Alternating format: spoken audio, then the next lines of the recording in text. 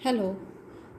यहाँ सेमेस्टर 4 के लिए जिनका कंपलसरी हिंदी है उनके लिए हम एक दो प्रश्न देखेंगे, जिसमें पहला प्रश्न है धनुषभंग की कथा वस्तु के मूल स्रोत पर प्रकाश डालिए। उसको इस तरह भी पूछा जा सकता है कि धनुषभंग की रचना की प्रेरणा कवि को कहाँ से मिली है, उसका प्रस्तुतिकरण उन्होंने कैसे किया है, अथवा धनुषभंग की मूल कथा वस्तु स्पष्ट करते हुए कवि द्वारा किए गए परिवर्तन की चर्चा कीजिए, अथवा धनुषभंग की मौलिकता और आधुनिकता पर अपने विचार प्रकट कीजिए, अथवा धनुषभंग की कथा वस्तु प्राचीन है परंतु उसमें आधुनिक युग की अनेक समस्याओं का संकेत मिलता है। इस कथन की समीक्षा कीजिए, जिसे हम पूर्व भूमिका धनुषभंग की कथा वस्तु का मूल स्रोत, धनुष कवि द्वारा दिए गए परिवर्तन, धनुषभंग की मौलिकता और आधुनिकता और उपसंहार के रूप में देखेंगे। अब हम विस्तृत से इस प्रश्न की चर्चा करते हैं। धनुषभंग प्राचीन कथा और पात्रों के आधार पर लिखा गया आधुनिक प्रबंध काव्य है। जैसा कि इस काव्य के शीर्षक से स्पष्ट होता है कि इसमें रामायण के सीता स्वयंवर तथा धनुषभंग प्रसंग की घटना का वर्णन किया गया है। कवि ने राम कथा के विशिष्ट प्रसंग के साथ जनक के पूर्व पुरुष निमि तथा शिव धनुष पिनाक की कथा जोड़ दी है। इस दृष्टि से कथा का जो फलक है वह विस्तृत है और कथा में रहस्यात्मकता और रोचकता बढ़ गई है, आ गई है, ऐसा भी हमें यहाँ पर स्पष्ट होता है। अब देखते हैं धनुषभंग का मूल स्रोत अथवा प्रेरणा स्रोत। धनुषभंग राम कथा की यानी कि रामायण की प्रसिद्ध घटना है।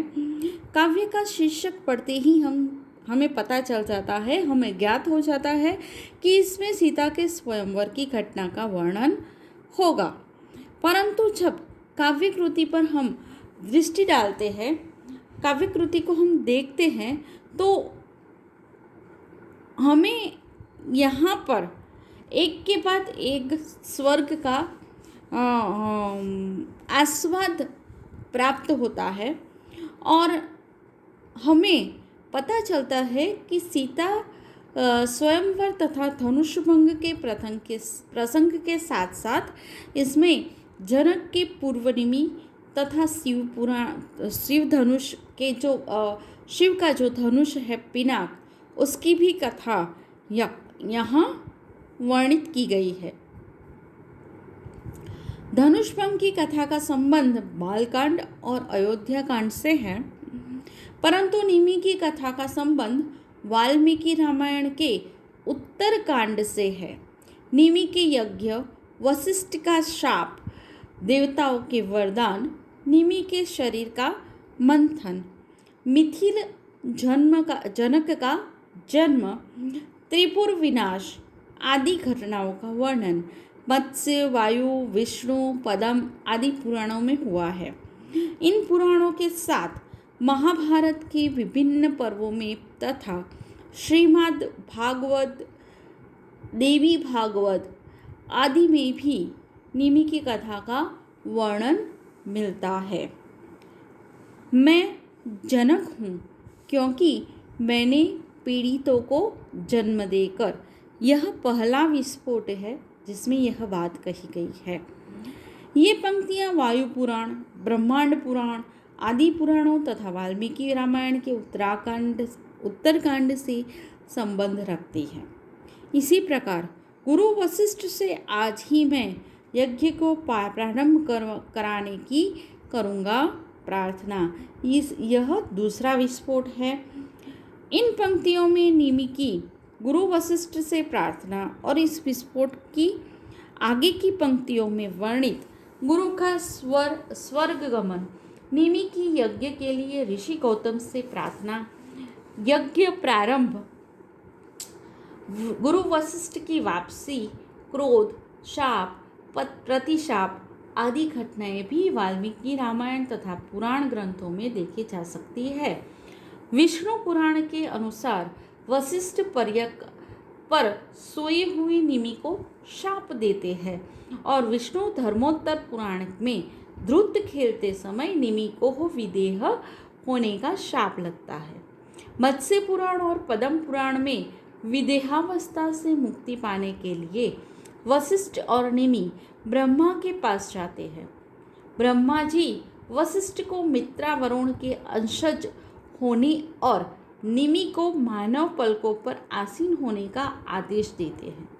इस पौराणिक प्रसंगों का चित्रण धनुष भंग की पंक्तियों में हुआ है। यह बालव अभिनव वशिष्ठ था। देवराज बस पूर्ण हो गई मेरी अभिलाषाएं, पलकों में ही सिमट गई है सारी परिभाषाएं। यह तीसरे विस्फोट में लिखा गया है।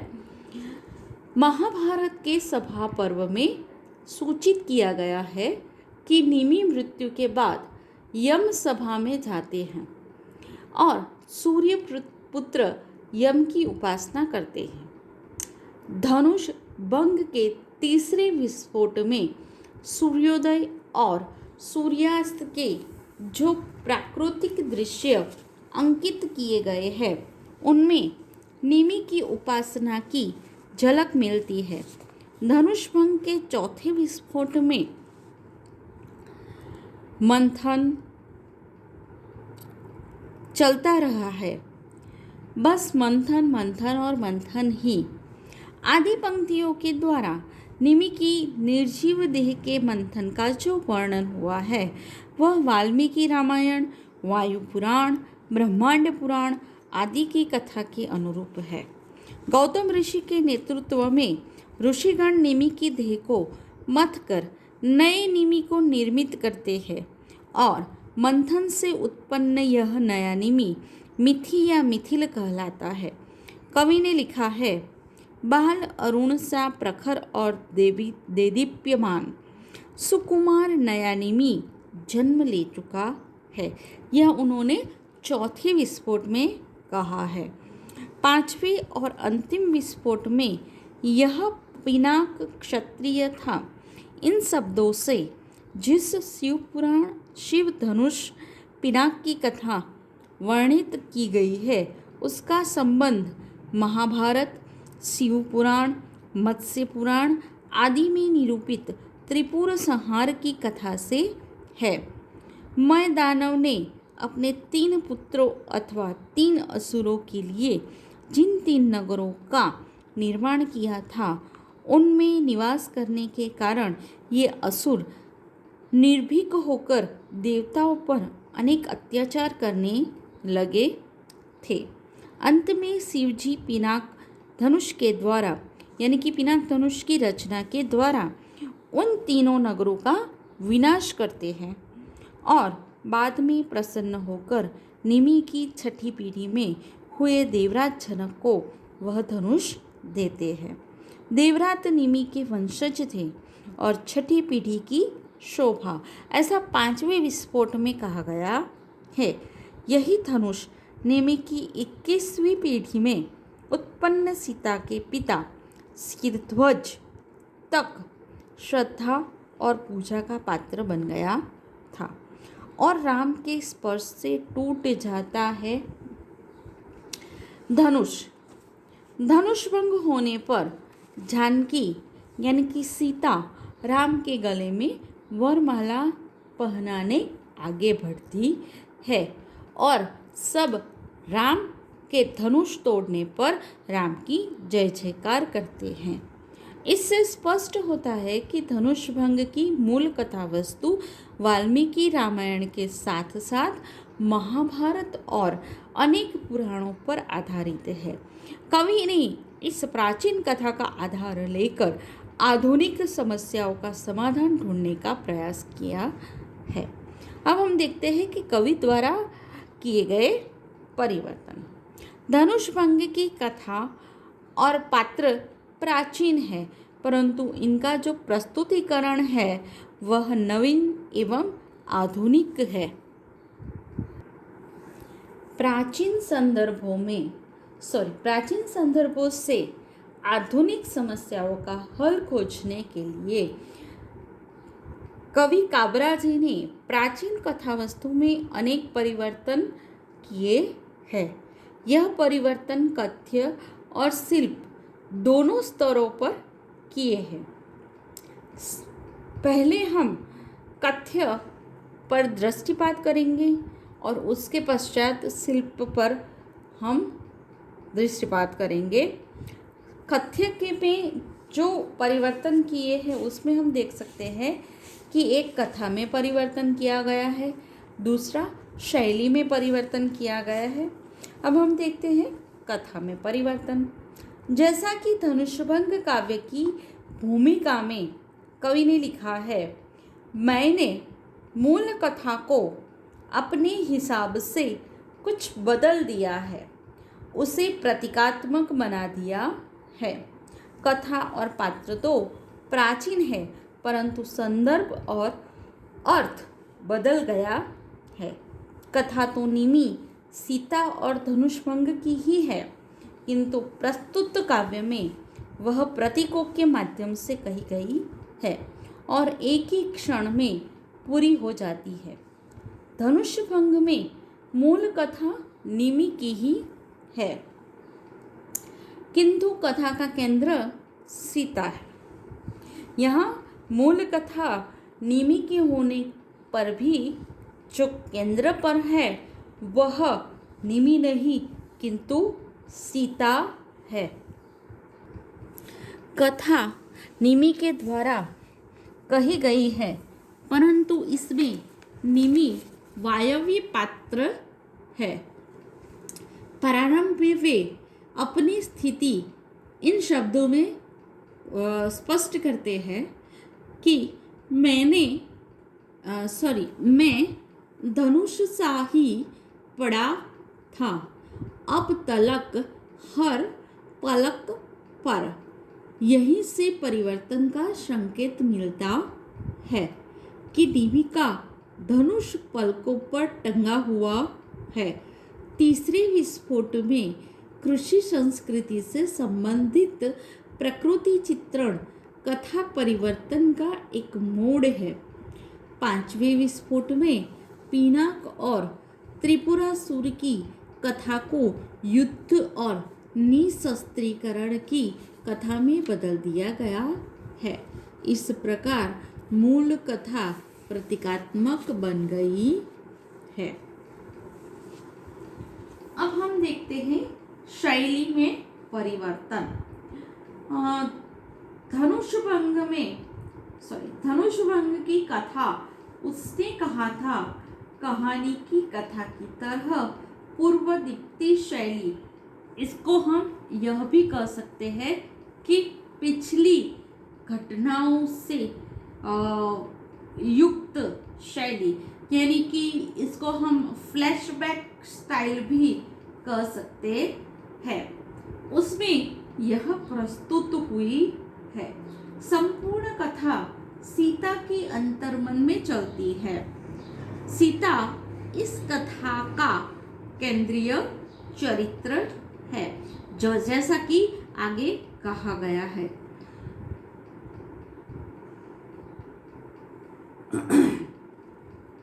कि इस कथा का केंद्रीय पात्र निमि न होकर सीता है, तो इस कथा का केंद्रीय चरित्र सीता है। यह हल्की बेटी है, यानी कि वे सीता हल्की बेटी है। धनुषभंग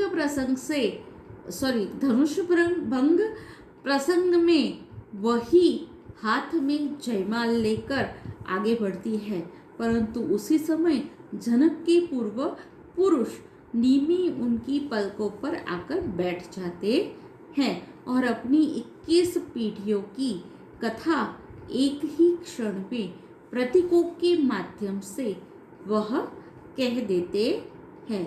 इसलिए सीता क्षण पर रुक जाती है और कवि इस कथा प्रसंग को बड़े कौशल से रूपकों में बांधकर हमारे सामने प्रस्तुत करते हैं और कहते हैं कि जानकी जयमाल थामे रह गई, जानकी जयमाल थामे रह गई, नाव जैसे रुक गई मझधार में, नाव जैसे रुक गई मझधार में। यानी कि जानकी जयमाल लेकर जैसे रुक गई हो, कैसे, ऐसा लगता है कि जैसे कोई नाव जा रही हो किसी तालाब में या समुद्र में, तो वह बीच में ही रुक जाए, मझधार में बीच में ही जाकर रुक जाए। ऐसा लगता है जैसे कि जानकी जयमाल लेकर रुक गई है तब।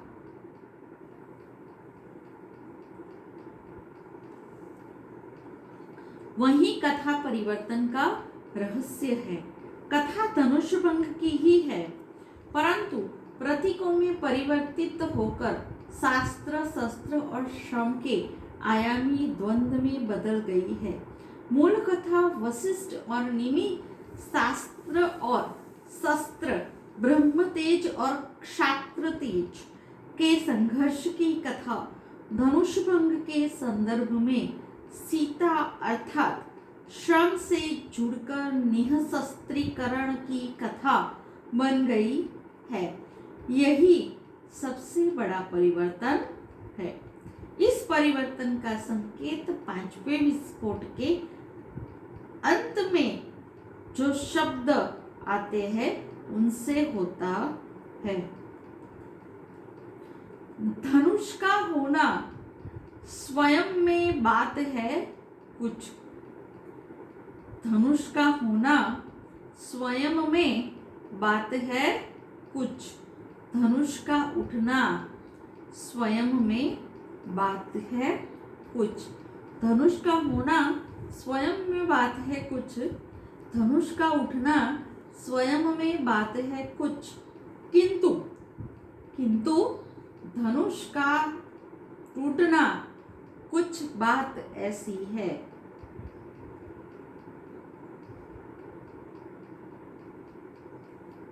किंतु धनुष का टूटना कुछ बात ऐसी है कि जो यह कह रही है, जो यह कह रही है, पूर्व की दो बात में अनुपात है कुछ, पूर्व की दो बात में अनुपात है कुछ।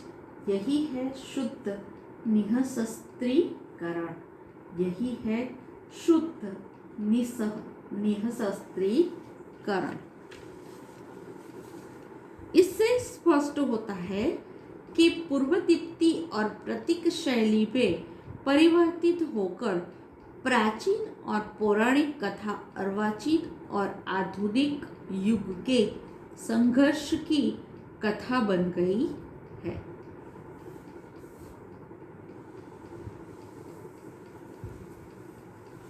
आगे देखते हैं धनुष भंग की मौलिकता और आधुनिकता। यहाँ हम देखते हैं कि धनुष भंग प्राचीन कथा और पात्रों का आधार लेकर रचा गया मौलिक और आधुनिक खंड काव्य है। यह खंड काव्य 5 सर्गों में विभक्त है। यहाँ पर सर्गों को विस्फोट नाम दिया गया है, जो हमने आगे के प्रश्न में चर्चा की थी। अपने खंड काव्य को मौलिक बनाने के लिए कवि ने सर्ग के स्थान पर विस्फोट शब्द का प्रयोग किया है, जो मैंने अभी भी आपको कहा। प्रत्येक विस्फोट में नया स्वर, नया संकेत और नया प्रकाश है। प्रत्येक विस्फोट की समाप्ति जानकी जयमाल थामे मंझधार में शब्दों से होती है। यह खंड काव्य की कथा वशिष्ठ और निमि के संघर्ष की कथा है। संपूर्ण कथा सीता के अंतर्मन में घटती है, यानी सीता के आंतरिक मन में घटती है। कवि ने अपनी मौलिक प्रतिभा से 21 पीढ़ियों की कथा एक ही क्षण में कह दी है। संपूर्ण कथा प्रतीकों में पिरोई गई है, यानी कि प्रतीकों में कही गई है। वशिष्ठ ब्रह्म तेज या शास्त्र के प्रतीक है। निमि क्षात्र तेज या शस्त्र के प्रतीक है, जबकि सीता हल या श्रम की प्रतीक है। आधुनिक दृष्टि से यह त्रिआयामी द्वंद्व की कथा है। कवि धनुष का टूटना कवि ने 5वें विस्फोट में इस द्वंद्व को धनुष का होना, धनुष का उठना और धनुष का टूटना, इन तीनों में स्पष्ट करते हुए बता दिया है कि द्वंद्व में तो तीसरा ही सत्य होता है। यही है शुद्ध निःशस्त्रीकरण। इस त्रिआयामी द्वंद्व की कथा धनुष भंग प्रसंग से जुड़ी हुई है। इसीलिए इस कथा का प्रारंभ धनुष क्या टूटा की पुनरावृत्ति से किया गया है। जैसे कि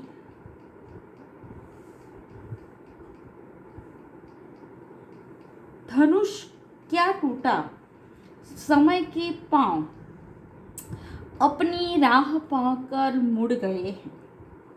धनुष क्या टूटा, समय के पांव अपनी राह पाकर मुड़ गए हैं। धनुष क्या टूटा कि निःशस्त्रीकरण की प्रक्रिया में पांख खोली है। धनुष क्या टूटा कि निःशस्त्रीकरण की प्रक्रिया में पांख खोली है। दूसरे और तीसरे विस्फोट में निमि अपने जीवन की विस्तृत कहानी सीता को सुनाते हैं और अंत में कहते हैं कि धनुष अगर टूटा तो बिगड़ी बात संवर जाएगी। हल की बेटी आगे बढ़कर माला पहनाएगी। यह तीसरे विस्फोट में कहा गया है। इसी बात को भूमिका में कवि ने इन शब्दों में स्पष्ट किया है कि धनुष भंग में मुझे जहाँ निःशस्त्रीकरण की झलक मिलती है, वहाँ धरती की पुत्री सीमा में मुझे खेतों और खलिहानों की कच्ची मिट्टी का सौंधापन नजर आया है। 5वें विस्फोट में धनुष और हल की प्रतीकात्मकता पर प्रकाश डालते हुए कवि निमि के शब्दों में कहते हैं, मैं धनुष को और हल को जानता हूँ। हल जरा ऊपर उठे तो धनुष टूटेगा सुनिश्चित। जगत में, अंतर जगत में ये प्रतीकों के लिए है। यह 5वें विस्फोट में कहा गया है। इस प्रकार 21 पीढ़ियों से चलने वाली धनुष और हल की कहानी धनुष भंग खंड काव्य में प्रतीकों में कह दी गई है। जयमाल पहनाने ठिठकी हुई सीता के द्वारा भोगे गए एक पल की कहानी को शास्त्र, शस्त्र एवं श्रम के त्रिआयामी द्वंद्व से जोड़कर उन्मुक्त प्रकृति की गोद में सांस लेने वाली कृषि संस्कृति के शाश्वत जीवन दर्शन को इस कृति से उभारा गया है। यही इसकी मौलिकता और आधुनिकता है। उपसंहार के रूप में हम कह सकते हैं कि धनुष भंग का मूल स्रोत अथवा प्रेरणा स्रोत रामायण, महाभारत, भागवत आदि पुराणों में प्राप्त निमि की कथा है, जिसे कवि ने आधुनिक संदर्भ में प्रतीकों में गूंथकर प्रस्तुत किया है। उन्होंने भूमिका में स्पष्ट कर दिया है कि मैंने मूल कथा में को अपने हिसाब से बदल दिया है, उसे प्रतीकात्मक बना दिया है। जैसा कि उदाहरणों से हमने स्पष्ट किया है, कवि ने प्रतीकात्मक कथा और पात्रों पर विस्तार से प्रकाश डाला है और उसे सरल, सुबोध तथा आधुनिक युगबोध के अनुरूप बचाने का प्रयत्न भी किया है। भूमिका के समापन में उन्होंने जो तथ्य व्यक्त किए हैं वे मार्मिक और मननीय है कि सीता की जयमाल कुछ ऊपर उठे और उसे पहनने के लिए राम का सिर कुछ नीचे झुके, इसी में धनुष भंग की सार्थकता है। यह प्रश्न यहाँ पर पूर्ण हुआ। आगे हम अन्य एक प्रश्न देखते हैं। धनुष भंग के काव्य स्वरूप पर अपने विचार प्रकट कीजिए। अब हम देखते हैं इसको अलग अलग तरीकों से किस प्रकार देखा जा सकता है। तो खंड काव्य के लक्षणों को स्पष्ट करते हुए धनुष भंग की समीक्षा कीजिए, अथवा खंड काव्य के लक्षणों के आधार पर धनुष भंग का मूल्यांकन कीजिए, अथवा धनुष भंग एक प्रतीकात्मक प्रबंध अथवा खंड काव्य है, इस कथन को सोदाहरण समझाइए, अथवा खंड काव्य के लक्षण बताते हुए सिद्ध कीजिए कि धनुष भंग एक सफल खंड काव्य है। अब इसमें हम देखते हैं पूर्व भूमिका, खंड काव्य की व्याख्या और लक्षण, धनुष भंग की समीक्षा और उपसंहार। अब हम प्रश्न को देखते हैं, प्रश्न के साथ उसके उत्तर को देखते हैं। पूर्व भूमिका के रूप में हम यह कह सकते हैं कि हिंदी साहित्य के आधुनिक युग में राष्ट्रकवि मैथिली शरण गुप्त, रामधारी सिंह दिनकर आदि कवियों ने रामायण, महाभारत और पुराणों की कथा का आधार लेकर पंचवटी, जयद्रथ वध, रश्मि रथी आदि अनेक खंड काव्यों की रचना कर आधुनिक युग की समस्याओं का समाधान खोजने का प्रयास किया है। उसकी एक महत्वपूर्ण कड़ी है धनुष भंग। यह एक प्रतीकात्मक खंड काव्य है, प्रबंध में नया प्रयोग है। अब हम देखते हैं खंड काव्य की परिभाषा, व्याख्या और लक्षण। खंड काव्य की परिभाषा कहो या उसकी व्याख्या कहो, एक ही है, अर्थात खंड काव्य की व्याख्या और लक्षण पर हम दृष्टिपात करते हैं। संस्कृत में महाकाव्य के लक्षणों पर विस्तृत विचार किया गया है, परंतु खंड काव्य पर विस्तृत प्रकाश डाला नहीं गया। साहित्य दर्पण शीर्षक समीक्षा ग्रंथ के कर्ता आचार्य विश्वनाथ ने खंड काव्य की परिभाषा इन शब्दों में प्रस्तुत की है। ततु घटना प्राधान्यात् खंड काव्यमिति स्मृतम्, अर्थात खंड काव्य वह है जो किसी घटना विशेष को लेकर लिखा गया हो। अन्यत्र खंड काव्य का लक्षण इस प्रकार किया गया है।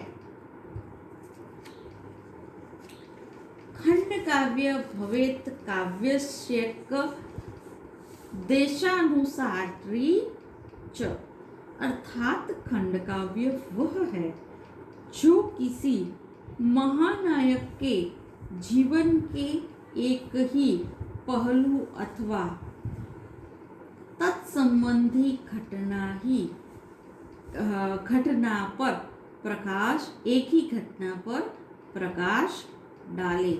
कुछ विवेचक खंडकाव्य को पश्चिम के मोक हीरोइक अथवा मोक एपिक के समकक्ष मानते हैं। यहाँ मोक हीरोइक या मोक एपिक प्रतिपादन में शैली गरिमा से युक्त तो होते हैं, परंतु विषय कभी उत्तम तो कभी अधम होता है। इसलिए प्रबंध काव्य की हमारी परंपरा के लिए यह उपयुक्त नहीं है। खंड काव्य वस्तुतः प्रबंध काव्य के बहुत सारे लक्षणों की हल्की झलक भी इसमें रहती है। इस बात को ध्यान में रखते हुए हम खंड काव्य के प्रमुख लक्षणों को देखते हैं। यह सर्गबद्ध होता है। आगे देखें तो इसका प्रारंभ आशीर्वचन, देवस्तुति या कथानक का संकेत देने वाला होता है। आगे देखें तो कथानक इतिहास प्रसिद्ध, कल्पना प्रसूत अथवा मिश्र किसी भी प्रकार का हो सकता है। इतिहास का हो सकता है या कल्पना का हो सकता है, या इतिहास और कल्पना दोनों के आधार का भी हो सकता है। इसका नायक भी महाकाव्य के नायक के समान धीरोदत्त, धीर ललित, धीरोदत्त और धीर प्रसाद किसी भी प्रकार का हो सकता है। महाकाव्य की तरह इसमें भी प्रसंगानुसार प्रकृति, नगर, समुद्र, ऋतु, चंद्रोदय, सूर्योदय, जल क्रीड़ा, उत्सव आदि का वर्णन किया जाता है। इसमें जीवन के किसी एक महत्वपूर्ण अंग या अंश का चित्रण होता है। खंड काव्य में नाटकीय संधियों यानी कि मुख, प्रतिमुख, गर्भादि का प्रायः अभाव होता है। इसमें प्रसंगानुकूल अवान्तर कथाओं की योजना भी होती है। इसमें रसात्मकता का होना आवश्यक है।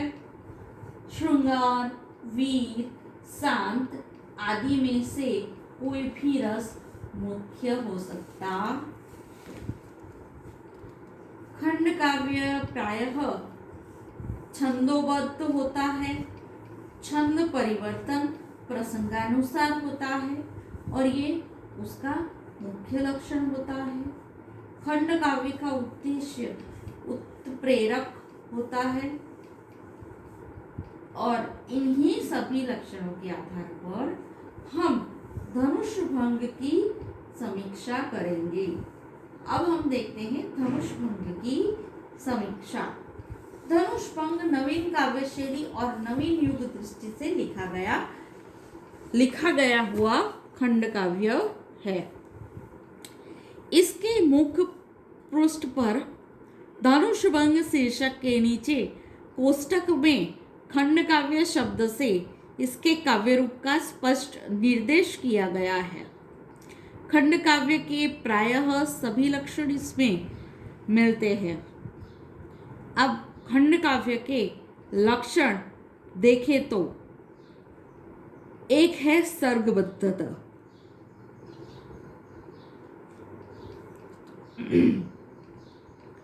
खंड काव्य सर्गबद्ध होता है। इसमें कथा का विकास 7 सर्गों में होता है। सर्गों को अतः कथा, अंतः कथा के अनुसार शीर्षक भी दिए जा सकते हैं। धनुष भंग की कथा 5 सर्गों में वर्णित है। सर्ग के लिए कवि ने विस्फोट शब्द का प्रयोग किया है। विस्फोट शब्द धनुष भंग की कथा के शब्द से अत्यंत सार्थक लगता है।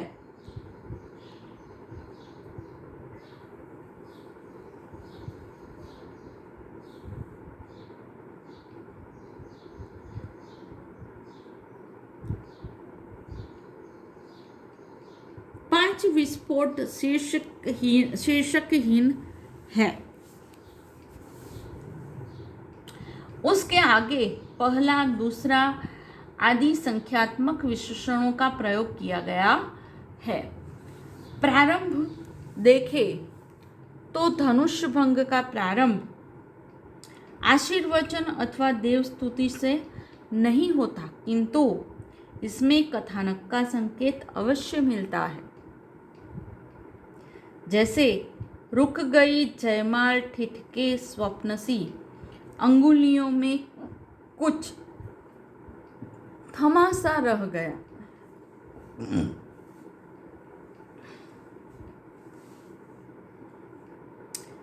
इन पंक्तियों में स्पष्ट होता है कि राम ने धनुष को तोड़ दिया है और सीता उनके गले में जयमाल पहनाने जा रही है, परंतु वह क्षण भर रुक जाती है। इस प्रकार धनुष भंग का प्रारंभ खंड काव्य के लक्षण के अनुरूप होता है। कथानक का प्रकार, अब आगे देखते हैं कथानक का प्रकार।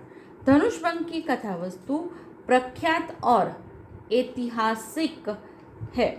इसमें कवि कल्पना का चमत्कार अवश्य दिखाई देता है, किंतु धनुष भंग का प्रसंग रामायण का प्रसिद्ध प्रसंग है। रामायण की गणना हमारे प्राचीन ऐतिहासिक काव्यों में होती है। धनुष भंग के प्रसंग के साथ कवि ने अपनी कल्पना का रंग किस प्रकार मिला दिया है, उसका संकेत काव्य की भूमिका में ही मिलता है। जैसे कि प्रस्तुत खंड काव्य धनुष भंग में श्री राम को जयमाल पहनाने के लिए के पूर्व सीता के द्वारा संकोचवश एक के लिए पलके झपकाने की क्रिया का मैंने काव्यात्मक प्रयोग किया है। उस क्षण जनक के पूर्व पुरुष निमि सीता की पलकों पर आ बैठते हैं और 21 पीढ़ियों से चलने वाली धनुष और हल की कहानी को प्रतीकों में कहते हैं। इससे हमें यह पता चलता है कि धनुष भंग का कथानक भी खंड काव्य के लक्षण को चरितार्थ करता है। आगे देखें तो नायिका की प्रधानता। धनुष भंग खंड काव्य नायिका प्रधान खंड काव्य है। सीता जी इसकी नायिका है और संपूर्ण कथा निमि के द्वारा कही गई है। फिर भी निमि दृश्य पात्र नहीं है, क्योंकि वह तो वायवी पात्र है। वे तरलतम वायवी क्षणबोध बनकर सीता जी की बंद पलकों पर निमिष से रुक गए हैं। पीढ़ियाँ 21 बीती आज, जब खुद निमि तरलतम वायवी क्षणबोध बनकर हुसुता की बंद पलकों पर निमिषा रुक गया है।